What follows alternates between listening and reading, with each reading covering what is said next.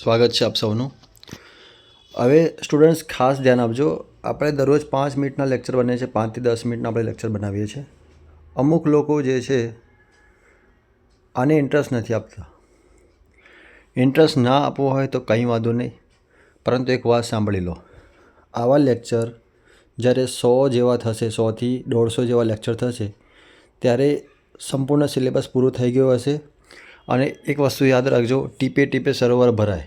એટલે આપણે 5 minute 10 minute એમ કરતાં પૂરેપૂરો સિલેબસ પૂરો કરી દઈશું, ખબર પણ નહીં પડે અને એક્ઝામ પણ આવી જશે અને તમે એક્ઝામ પણ આપી દેશો અને આમાંથી ઘણા ક્વેશ્ચન પૂછાશે પણ ખરા. ક્લિયર થાય છે? તો દરરોજ 5-10 મિનિટ નીકાળો આના માટે અને તૈયારી કરો.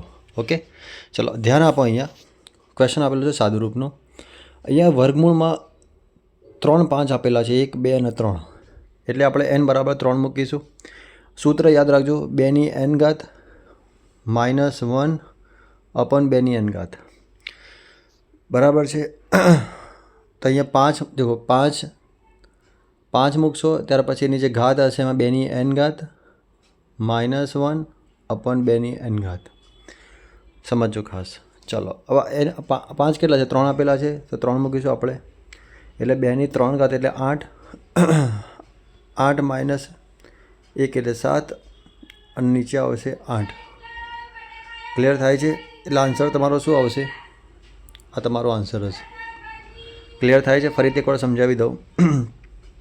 જ્યારે 3 5 વાળા હોય અથવા 3 6 હોય, 3 7 હોય, તો એના જો અહીંયા n બરાબર કેટલા થશે? 3 થશે. ત્યાર પછી જે નંબર આપેલો હોય એની ઘાતમાં મૂકવાનું તમારા 2 ની n ઘાત એટલે 2. આ કેટલા 5 વાળા છે? 3. અહીંયા 5 વાળા નથી મૂકવાના. અહીંયા 3 જેટલા બી 5 વાળા હશે, જે બી સંખ્યા હશે, જેટલા નંબર ઓફ સંખ્યા હશે એ નંબર ઓફ સંખ્યા તમારે મૂકવાની રહેશે. -1 ભાગ્યા 2 ની n ઘાત. ક્લિયર થાય છે? સિમ્પલ ક્વેશ્ચન હતો આ. ત્યાર પછી તમે જુઓ અહીંયા 5 વાળા કેટલા છે? 1 2 3 4. 4 5 વાળા છે, તો n બરાબર 4. ક્લિયર થાય છે? તો અહીંયા શું કરશો તમે? અહીંયા એની જગ્યાએ કેટલા મૂકશો? 4. 2 ની 4 ઘાત એટલે 16 થશે. 16 માઇનસ 1 એટલે 15. નીચે 16 એટલે 15 અપન 16 તમારો આન્સર રહેશે. 5 ની 15 અપન 16. ક્લિયર થાય છે? આવા ક્વેશ્ચન એક્ઝામમાં પૂછાશે. હવે પરીક્ષામાં આવા ક્વેશ્ચનમાં પૂછાય, કોઈ સંખ્યા આપેલી હોય, જેમ કે 2341 ગુણ્યા 5639 ગુણ્યા 9832. આનો એકમનો અંક શું થાય? કંઈ કરવાનું નથી. આનો જે એકમનો અંક હોય એના ગુણાકાર કરવાના. જો અહીં એકમનો અંક કેટલો આપેલો છે? 1. અહીંયા 9 આપેલો છે, 9. હવે આનો ગુણાકાર કરીશું. 9 દુ 18, 18 એકા 18. તો અહીંયા 8 આવ્યો, તો 8 જે હશે એકમનો અંક હશે. ક્લિયર થાય છે? એટલે આખો ગુણાકાર કરવાની કોઈ જરૂર નથી. આવા ક્વેશ્ચન પણ એક્ઝામમાં પૂછાય.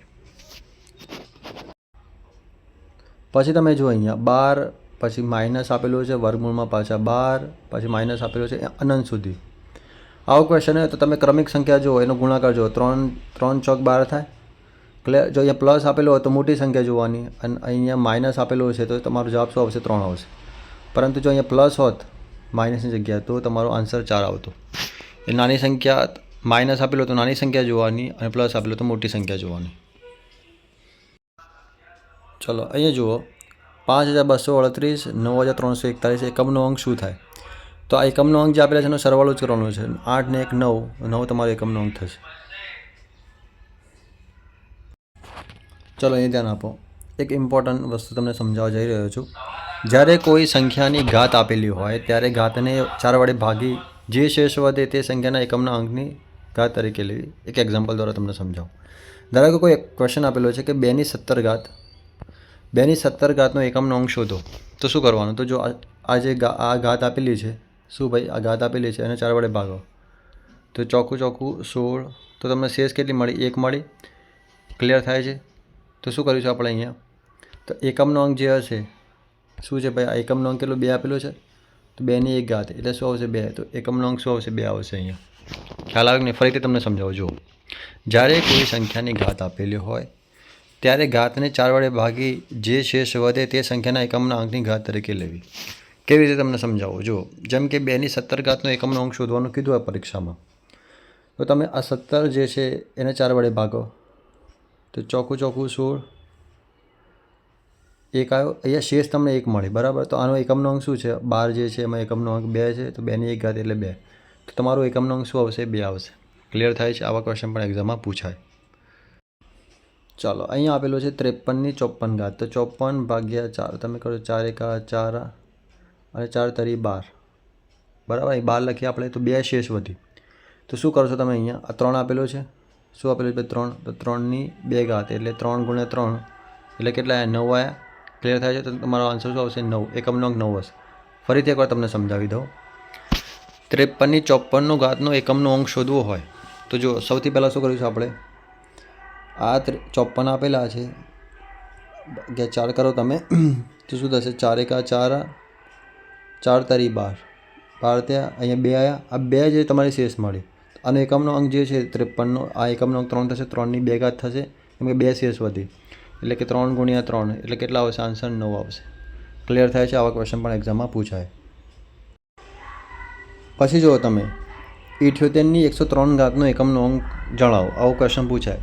તો 103 ભાગ્યા તમે 4 કરશો તો શેષ કેટલી 3, દેખો 4 દુ 8 અને અહીંયા 2 અને 3, 4 પંચા 20. તો શેષ કેટલી વધી? 3 વધી, શેષ 3 વધી. હવે અહીંયા શું કરશો તમે જો આ 8 જે છે 8 શું છે ભાઈ અહીંયા 8 એટલે 8ની 3 ઘાત કરશો એટલે 8 ગુણ્યા 8 ગુણ્યા 8 કરશો તો 8નો વર્ગ કેટલો થાય 64 થાય. 64 ગુણ્યા 8 તમારે શું કરો આનો એકમનો અંક આની સાથે ગુણાકાર કરો. 8 ચોક 32, 32 તો 32નો એકમનો અંક 2 તો આન્સર શું આવશે 2 આવશે. જોઈ લો. ક્લિયર થાય છે? એકમનો અંક અહીંયા 2 આવશે. ક્લિયર થયું? બીજી વસ્તુ, એક વસ્તુ યાદ રાખજો ખાસ, જો શેષ 0 વધે, માન લો કોઈ 0 વધે છે તો તમારા શું 0ની જગ્યાએ 4 લેવું. ક્લિયર થાય છે? 0ની જગ્યાએ શું લેવું? 4 લેવું. ચાલો અહીંયા સમજો ખાસ. અહીંયા આપેલો છે 28 96ની 109 ઘાત, 83 23ની 27 ઘાતનો એકમનો અંક શું થાય? આવો ક્વેશ્ચન પૂછાયો છે. જો તો સૌથી પહેલાં તમે 4 વડે ભાગશો 109ને તો શેષ કેટલી આવશે? 1 આવશે. 4 વડે ભાગશો તો 6ની 1 ઘાત એટલે 6 થશે અહીંયા. ક્લિયર? પછી આ જે છે 27ને 4 વડે ભાગો તમે, કેટલા આવશે?